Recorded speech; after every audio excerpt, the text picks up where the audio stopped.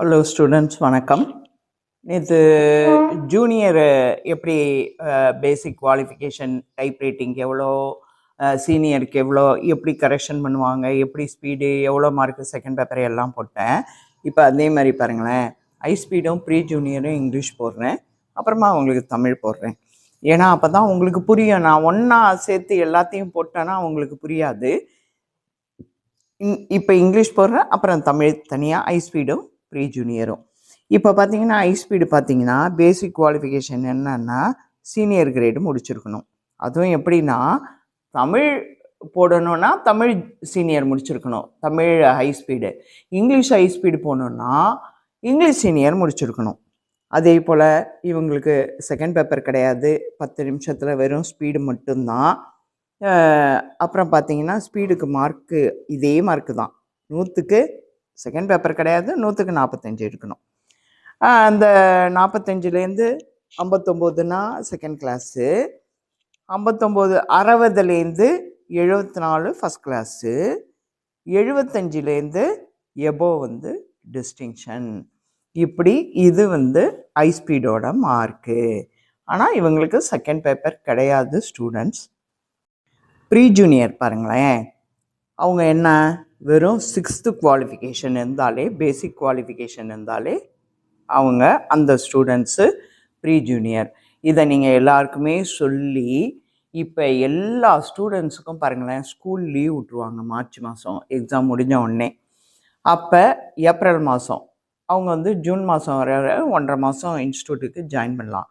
உங்கள் வீட்டில் இருக்க குட்டி பிள்ளைங்க, சின்ன 6th முடித்த பிள்ளைங்க, இவங்களெல்லாம் நீங்கள் என்ன பண்ணலாம், இன்ஸ்டியூட்டில் சேர்த்து விடலாம். தமிழ் இங்கிலீஷ் அதுங்க படிக்கிறது வந்து என்றைக்குமே டைப் ரைட்டிங் வந்து ஒரு நாலேஜபிளான ஒரு இது தான். ப்ளஸ் ஃபிங்கர் ப்ராக்டிஸ் வரும். இந்த வயசுலேயே அந்த குழந்தைங்களுக்கு வந்து ஸ்பெல்லிங்கெல்லாம் கொஞ்சம் கற்றுக்கிற மாதிரி வரும்.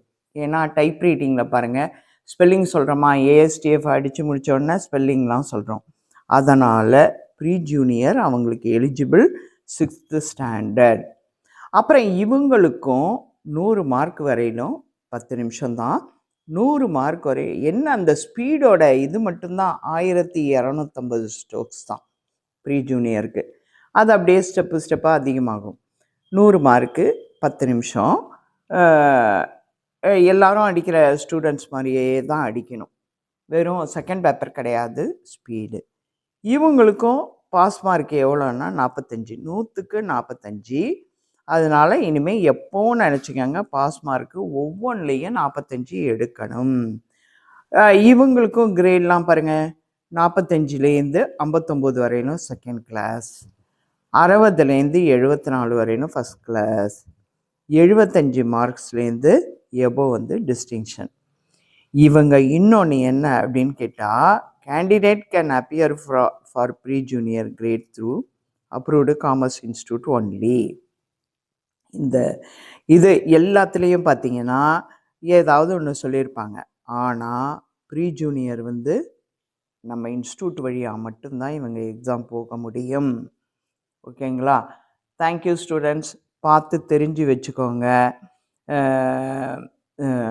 வேறு எது நீங்கள் இப்போ குழந்தைங்களெல்லாம் சேர்த்து கொஞ்சம் அந்த குழந்தைங்களுக்கு டைப் ரைட்டிங் குவாலிஃபிகேஷனையும் கொடுங்க. இனி ஃப்யூச்சர் எல்லாமே கம்ப்யூட்டரைஸ்டு தான். அதனால் பேசிக் டைப் ரைட்டிங் மிக மிக முக்கியம். கீபோர்டு ப்ராக்டிஸ் இப்பயே 6th அந்த பிள்ளைங்க வந்துருச்சுன்னா ரொம்ப ஃப்யூச்சரில் அவங்க நல்லா ஃபாஸ்ட்டாக தப்பு இல்லாமல் செய்கிறதுக்கு இது ஒரு வழிவகையாக இருக்கும். Thank you students. என்னோடய சேனலை ஷேர் பண்ணுங்கள், சப்ஸ்கிரைப் பண்ணுங்கள், ஃபாலோ பண்ணுங்கள். ஏதாவது டவுட்ஸுன்னா அப்பப்போ கேளுங்க, நான் சொல்லித்தரேன். Okay, thank you students.